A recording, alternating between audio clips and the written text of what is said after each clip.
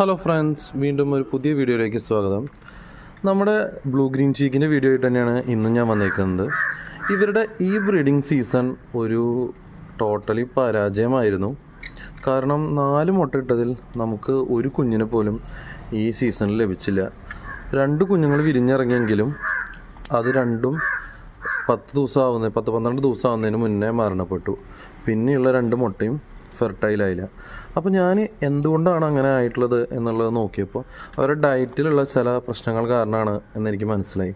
അപ്പോൾ നമ്മൾ അവർക്ക് സ്ഥിരമായിട്ട് കൊടുത്തിരുന്ന ഫ്രൂട്ട്സ് വെജിറ്റബിൾസൊക്കെ ഒന്ന് മാറ്റി ചെയ്യാൻ തീരുമാനിച്ചു. അതുപോലെ തന്നെ നെസ്റ്റിംഗ് മെറ്റീരിയൽസൊക്കെ ഒന്ന് മാറ്റി ഇപ്പോൾ അതേ അവർക്ക് സൺഫ്ലവർ സീഡ് അതുപോലുള്ള സീഡ്സ് കൊടുത്തിരിക്കുകയാണ്. കാലത്ത് നമ്മൾ കൊടുക്കാറുള്ള ഫ്രൂട്ട്സ് നമ്മൾ കൊടുത്തു. അപ്പോൾ ഇതെല്ലാം കഴിഞ്ഞ് ഇപ്പോൾ അവർ വീണ്ടും സെറ്റായിരിക്കുകയാണ്. അപ്പോൾ നമുക്ക് അടുത്തൊരു വീഡിയോയിൽ കാണാം.